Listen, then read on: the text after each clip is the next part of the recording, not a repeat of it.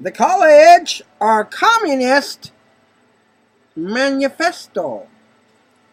Yeah, that's what we're reading. Now we're in the introduction of 11, and I'm going to kick it off. We've been reading it, and it's interesting to know about Marxism, communism, Iron Curtain, the Iron Fist, the horrible palm, the ironclad, you know, the 10 nations of the Book of Revelation. You didn't know that was what this was? Yes. There are 10 nations in the Book of Revelation, and this is part of that. Not only in economics, but also in other spheres, processes of objective development take place, providing a subject matter in which the social scientist seeks to discover uniformities or laws of social changes and causation. To accept the general conclusion, one need not be a Marxist, nor is there anything peculiarly Marxist about its application to the study of long-run historical development.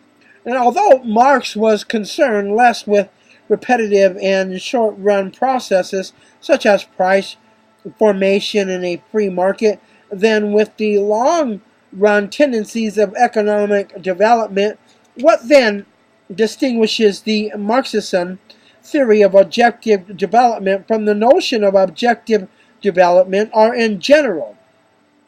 Economic development, according to Marx, is subject to certain inexorable laws and must pass through certain definite stages. Each stage has its distinctive mode of production. It's the system by which the means of productivity are production, that is, tools, land, materials, etc. What would be safe to say as a tool to Marxism? Okay, here's one. You started your job, and somebody hands you a pen and tells you, "We need you to be more informative about something here," and they start to ask you questions while you're writing, and they start to tell you things you may not agree with. And you're sitting here like this saying, maybe I shouldn't be working here. That might be one of the tools for Marxism. I'm not saying it is. What I'm saying is it could be. You could fall into that. I look like Andrew Womack when I do this, don't I? No. So, what are the tools here that would be part of the application? We're going to find out because we're going to continue to read. So we're going to read a few more paragraphs, and then maybe you can think about this for yourself. Are controlled and by which labor is applied to production or to the tools of production for Marxism. The earliest stage was that of primitive communism, and the final stage yet to come. Well, you know how this ends if you read the Book of Revelation. Come on. Communism believes at the end of the world it's going to take over. Everyone's going to be invested in communism. A lot of people believe, oh, well, I'm going to be this communist in general king. I'm going to have this crown on. I'm going to be emperor. We're going to rule over everyone else. And that may not be 100% true. But on both parts, mine and theirs. I may not know what I'm talking about. We're going to read this book and find out just a little teensy-weensy bit about communism and Marxism. So, and that's interesting because it's important for us as Americans and Christians.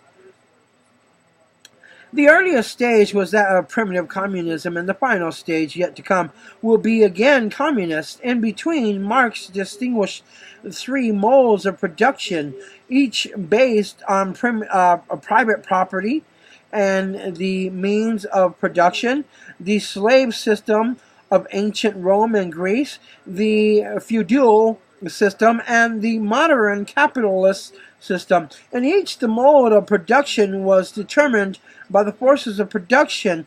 As these forces developed, they reached a point at which they came into conflict with the mode of production. Yet the mode of production is the rise of communism. Okay, so the mode of production in the rise of communism would have been the 40s, the 30s, the 20s here in America. The 1900s, that is. As these forces developed, they reached a point at which they came into conflict with the mode of production. Out of this conflict, marked in the social superstructure by intense class war and political revolution, emerged a new and more advanced mode of production, meaning that they got a larger following and more money and more funding and a larger economic growth. Okay, so we see that this is important to Marxism, or Marxism.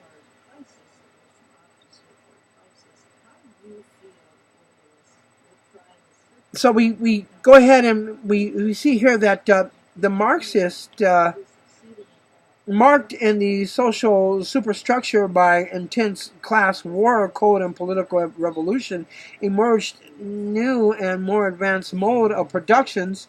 This process of objective economic development Marx referred to as a dialectical process, and we shall not get at this distinctive view of history unless we examine what he meant by this phrase, dialectical. So, the notion of dialectical process Marx took over from the philosophy of the Hegel, and for the Marx as for Hegel, which such a process has three phases. A thesis produces an entity opposed to it, and the antithesis, the conflict between these two results in a synthesis, which unites the two opposing entities in a higher entity and itself becomes a thesis, setting in motion a new stage of the dialectical process. For Hegel, this was the pattern in which thought developed. An initial statement of truth giving rise to an opposing statement, from which opposition a more comprehensive notion emerged, including both partial truths. And furthermore, for Hegel, since in his view the development of thought governed history, history itself followed a diabolical pattern. And while rejecting with the supreme scorn the view that it is thought which governs history, Marx nevertheless took over from Hegel the concept of a dialectical process deriving from it his basic laws of objective social development, the existing mode of production in a particular stage of. Well, this is Marxism at its best, wouldn't you say? And we're going to stop right there because Marxism is going to be read to the end. We're going to continue reading this until we're completely done because we like to know more about it. And it's interesting to me to go into this area here knowing that there have been people in the White House who were interested in Marxist and communism as well and had studied it. So I like to know a little bit more about it. This College Classic Campus Hits. I'm TC Barr. God bless you. Have a wonderful Sabbath.